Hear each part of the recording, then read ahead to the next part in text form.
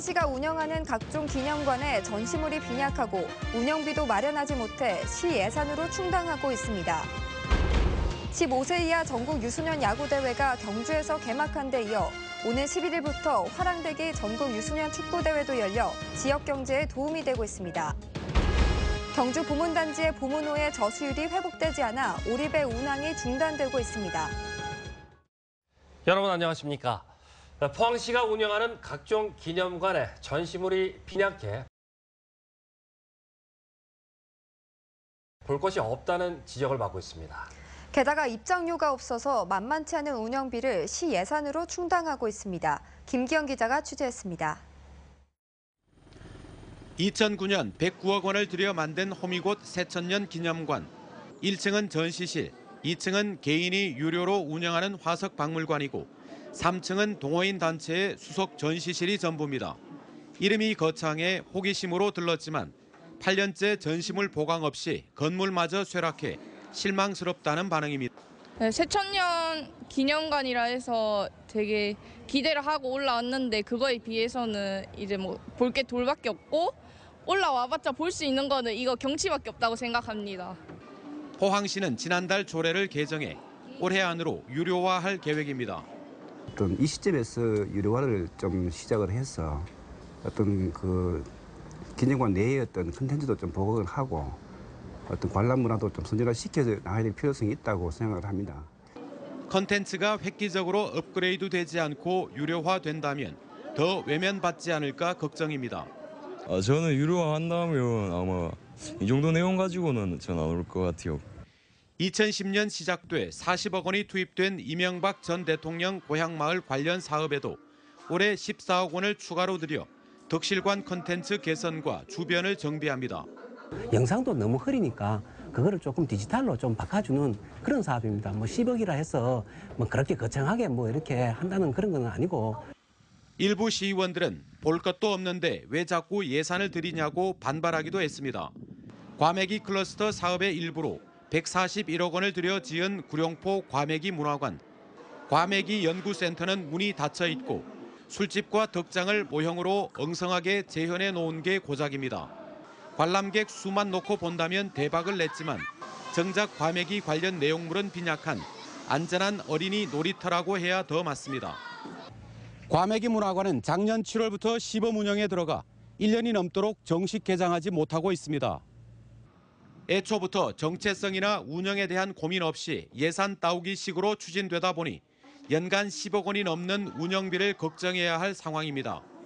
MBC 뉴스 김기영입니다. 중국 어선들이 북한 해역에서 오징어를 싹쓸이하면서 울릉 어민들의 오징어 어획량이 급감해 정부 차원의 대책 마련이 필요하다는 목소리가 커지고 있습니다. 지난해 울릉도 오징어 위판량은 986톤으로 지난 1993년 위판량 14,000여 톤과 비교해 10분의 1에도 미치지 못하고 있습니다. 어민들은 회유성 어종인 오징어는 북한 해역에서 성장해 울릉도 근해로 남하하는데 중국 어선들이 길목을 막고 오징어를 싹쓸이하고 있다며 정부가 모든 외교 채널을 동원해 대책을 마련해 줄 것을 요구하고 있습니다. 문재인 정부의 국정 운영 5개년 계획과 관련해 경상북도는 후속 작업으로 200여 개 대응 과제를 만들어 내년부터 정부 예산에 반영되도록 할 방침입니다. 경상북도가 추진할 대응 과제는 도시 청년 시골 파견제와 은퇴 예정자 근로시간 단축 기업의 청년 채용 인건비 지원, 탈원전 정책에 따른 가동 원전 안전성 확보와 원전 해체 산업 육성, 치매 안심 요양병원 확충, 베트남, 인도 등 동남아와 중남미 수출 마케팅 등입니다. 경상북도는 문 대통령의 경북 공약은 연말까지 국가균형발전계획 수립 계획에 구체적으로 포함시키고 100대 국정과제는 즉시 혹은 중장기 사업으로 구분해 즉시 사업은 내년 국비 사업에 반영되도록 할 방침입니다. 최근 내린 비로 농작물 해갈에는 큰 도움이 됐지만 아직도 저수율은 크게 오르지 않고 있습니다. 경주 보문단지의 보문호도 저수율이 회복되지 않아 관광객의 사랑을 받아온 오리배도 열흘 넘게 발이 묶여 있습니다. 보도에 김철승 기자입니다. 요 며칠 집중된 비로 군데군데 바닥을 드러냈던 형산강에도 물이 고여 흐르기 시작했습니다. 밭작물 해갈에도 큰 도움이 됐지만 저수율은 아직 바닥을 벗어나지 못하고 있습니다. 경주 보문호의 저수율은 34%선 긴 가뭄으로 상류 쪽 호수 바닥은 풀이 무성한 운동장으로 변했습니다. 보문호의 상징이었던 오리배 영업은 지난달 하순부터 중단됐고 배 20여 척은 호수 바닥에 멈춰 있습니다. 보문호에 와서 오리배 타고 좋은 시간 보내려고 했는데 물이 말라서 오리배 못 타서 아주 속상합니다, 가족끼리. 오리배 타러 왔는데 속상해요. 보문호에 오리배가 뜨려면 저수율이 최소 45%선은 되어야 하지만 지난 2014년부터 해마다 그 이하로 낮아져 영업 중단이 반복되고 있습니다. 20여 년 전에 준설을 하고 현재까지 와 있습니다. 비도 많이 안 오고 농업용수와 관광용수로 활용하기 위해서는 준설이 시급합니다. 대책으로는 7, 8km 떨어진 형산강에서 물을 끌어오거나 상류 덕동댐에서 유지수를 더 받아야 하는데 예산이 많이 들고 식수원인 덕동댐 고갈 우려로 유지수를 더 확보하기는 쉽지 않습니다. 덕동댐에서 방류하는 수밖에 없는데 덕동댐은 경주시 생활용수고 식수원이기 때문에 경시하고 협의는 하고 있으나 기대하기는 어렵습니다. 해마다 바닥을 드러내는데도 대책이 마련되지 않는 보문호. 객실 4천여 실에 연간 600여만 명의 관광객이 찾는 경주 보문단지. 그 핵심 시설인 보문호의 수량 확보 대책이 시급합니다. MBC 뉴스 김철승입니다. 올 하반기 국내 철강 수요는 판재류 제품의 부진으로 내수와 수출 모두 소폭 감소할 것으로 전망됩니다. 포스코 경영연구원은 수급 전망 자료를 통해 올 하반기 철강 내수는 2,759만 톤, 수출은 1,570만 톤으로 전년 대비 각각 4.2%와 1% 줄어들 것으로 예상했습니다. 품목별로는 조선과 자동차 부진으로 판재류 내수와 수출이 감소로 전환되고 중후파는 30% 안팎 줄어들며 내연과 아연 도금 제품은 소폭 증가할 것으로 분석됐습니다. 15세 이하 전국 유소년 야구대회가 경주에서 펼쳐지고 있습니다. 지역에는 관광 비수기인 여름철임에도 불구하고 대회 참가 선수와 가족들로 인해서 지역 경제에 도움이 되고 있습니다. 박상원 기자가 보도합니다. 투수가 던진 공이 포수 한가운데로 정확하게 꽂히고 타자는 꼼짝 못합니다. 이어 다음 타자가 힘껏 휘두른 방망이는 허공을 가르며 힘없이 돌아갑니다. 팽팽한 투수전 양상으로 이어지던 경기는 점차 타선이 살아나 점수로 연결되자 관중들도 즐거워합니다. 국내 최대 야구 꿈나무 잔치인 유소년 야구대회가 경주에서 펼쳐지고 있습니다. 오는 9일까지 열리는 주니어 대회에는 18개 팀 500여 명의 선수단이 참가해 승부를 가리게 됩니다. 구장도 좋고 경기하기 이게 환경이 잘 돼 있어서 좋고 작년에 이 대회 우승했었는데 올해도 똑같이 2연패하고 싶습니다. 다음 달 19일부터 27일까지 열흘간 열리는 중학교 대회는 100여 팀 2,500여 명의 선수들이 리그전을 펼칩니다. 경주시는 대회가 열리는 경주 생활체육공원 야구장 마운드 등을 전면 교체하고 덕아웃도 새로 정비했습니다. 또 의료진과 경기 운영 요원 배치 등 원활한 경기 운영에 힘을 쏟고 있습니다.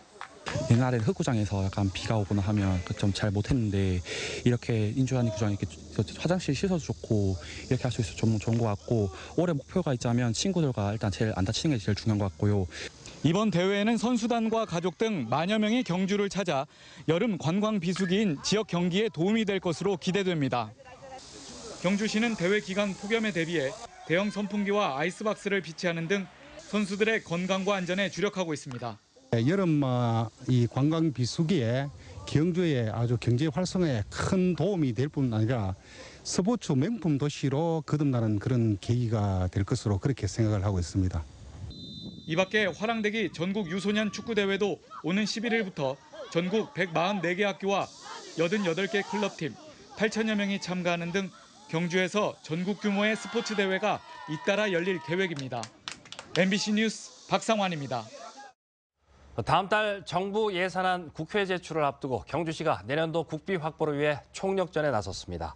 최양식 시장은 오늘 기획재정부를 방문해 82건 1조 2천억 원 규모의 국비 지원 사업에 대해 설명하고 내년 예산에 반영될 수 있도록 협조를 당부했습니다. 주요 건의사항을 보면 동천동 공영주차장 조성과 신라 왕경복원 핵심 유적 복원 정비, 상구 효현간 국도대체 우회도로 건설과 신당천 하천 정비 사업, 원자력 인력 양성원 건립, 한옥지구 보존 정비 등입니다. 포항시는 오늘 시청 대회의실에서 포항형 일자리 추진위원회 산하 분과별 일자리 실무위원회 구성에 따른 실무위원을 위촉했습니다. 실무위원들은 포항 지역 각 기관단체에서 일자리와 관련된 실무를 담당하는 전문가들로서 기업투자 활성화 분과 청년 창업 지원 분과 등 5개 분과 54명으로 구성됐습니다. 실무위원회는 일자리 추진단과 함께 각 분야별로 다양한 일자리 실무 지원과 지속 가능한 양질의 일자리 창출을 위한 신규 시책과 아이디어 발굴, 실천 과제 이행 상황 점검 등 실질적인 일자리 업무를 지원합니다. 경주문화재단이 주관하는 국제 뮤직 페스티벌이 오늘부터 오는 6일까지 매일 저녁 8시 보문 수상공연장에서 개최됩니다. 첫날인 오늘은 성악 등 클래식 음악을 선보이고 내일은 국악 페스티벌, 3일차는 재즈와 락 페스티벌, 그리고 마지막 날은 통일기원 대음악회가 펼쳐집니다. 경상북도 관광공사는 이번 음악회가 피서 성수기에 경주를 찾은 관광객들에게 새로운 추억거리를 제공할 것이라고 밝혔습니다. 포항 항도중학교 축구부가 경남 합천에서 열린 제16회 전국 여자 축구 선수권 대회에서 우승을 차지했습니다.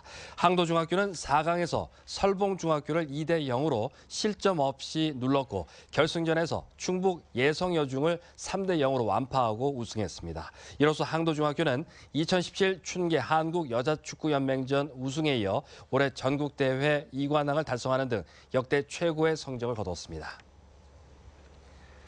포항시는 오늘 남구 제철동에서 문화와 복지의 전당이 될 제철동 다목적 복지회관 기공식을 가졌습니다. 제철동 다목적 복지회관은 사업비 15억 원을 들여 지상 3층, 연면적 600여 제곱미터 건물로 조성이 되며 내년 3월 준공될 예정입니다. 지역 주민들의 의견을 최대한 반영해 1층 무료급식소, 2층 운동시설, 3층 작은 도서관으로 공간이 마련됩니다. 경북 동해안 지역은 내일도 대체로 맑은 가운데 가끔 구름이 많겠습니다. 아침 최저 기온은 22도에서 25도, 낮 최고 기온은 28도에서 33도의 분포로 오늘과 비슷하거나 약간 높겠습니다. 바다의 물결은 앞바다 0.5에서 1.5m, 먼바다 0.5에서 2m로 일겠습니다. 포항시 시설관리공단이 행정안전부가 전국 343개 지방공기업을 대상으로 실시한 2017년 지방공기업 경영평가에서 우수공기업으로 선정됐습니다. 이번 평가에서 공단은 무인 종합안내 시스템 설치와 통합운영관리 시스템 운영, 가정의 날 선포 등 주요 사업을 인정받았습니다. 포스코건설 컨소시엄이 국토교통부로부터 영남권 관문공항이 될 김해 신공항의 기본계획 수립 용역업체로 최종 선정됐습니다. 김해 신공항 사업은 활주로와 국제여객터미널, 신공항 접근 교통시설을 건설하는 것으로 총 사업비는 5조 9,500억 원입니다. 포스코건설 컨소시엄은 이번 용역에서 개발 예정 지역 범위와 공항시설 배치, 접근 교통시설, 운영계획, 재원 조달 방안 등을 검토할 예정입니다. 울진 소방서는 피서철을 맞아 정비 불량 등으로 인한 차량 화재가 잇따르고 있다며 운전자들의 주의를 당부했습니다. 소방서 관계자는 피서철 장거리 운행 전 반드시 차량 상태를 확인해야 하며 엔진이나 배선 등은 주기적인 정비가 필요하고 차량 안에 반드시 소화기를 비치해야 한다고 밝혔습니다. 한편 지난 3년간 경북에서 발생한 여름철 차량 화재는 모두 306건으로 도내 전체 화재 발생 건수의 18%를 차지했습니다. 포스코 포항제철소는 고품질 월드 프리미엄 제품을 생산하기 위한 품질 혁신 100일 프로젝트 중간 성과 보고회를 가졌습니다. 지난 6월 1일부터 오는 9월 8일까지 진행되는 이번 100일 프로젝트는 포항제철소 선제부와 전기강판부, 스테인리스 3개 부서를 대상으로 품질과 생산성을 개선해 품질 부적합률은 50%까지 낮추는 것을 목표로 잡고 있습니다. 네, 이상으로 포항 MBC 뉴스데스크를 마치겠습니다. 여러분 고맙습니다.